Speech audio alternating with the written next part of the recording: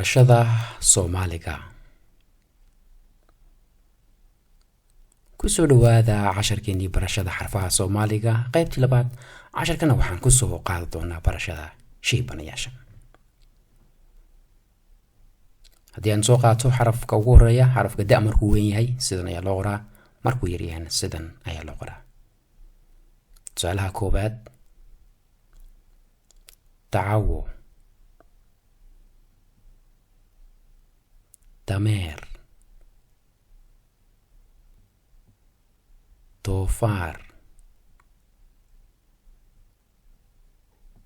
dacas. xarafka ra markuu weyn yahay sidan ayaa loo qoraa, markuu yar yahayna sidan ayaa loo qoraa. tusaalaha koobaad rah, roob,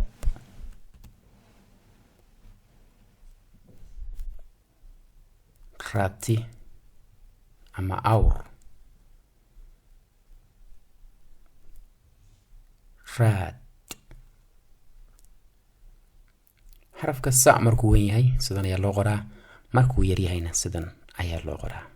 tusaalaha koobaad saacad, sariir, san,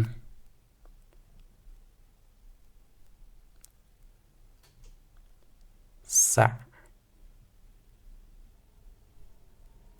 xarafka sha markuu weyn yahay sidan ayaa loo qoraa,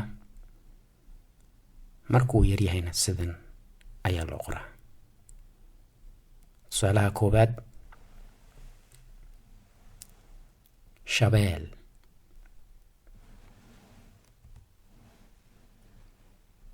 shinni, shimbir,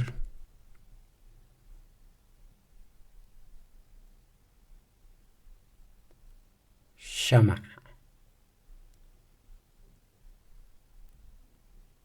xarafka dha markuu weyn yahay sidan ayaa loo qoraa, markuu yar yahayna sidan ayaa loo qoraa. tusaalaha koobaad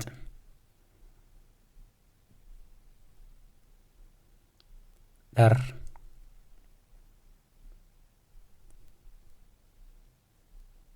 dhagax,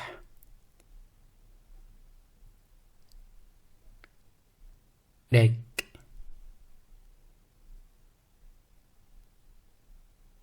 dheeman. casharkeennii maanta intaas ayuu noogu egyahay. haddaba inta aynu ku kulmayno cashar noocan oo kale ah, waxaan idinkaga tegaynaa dhammaantiinba sidaa iyo nabadgelyo.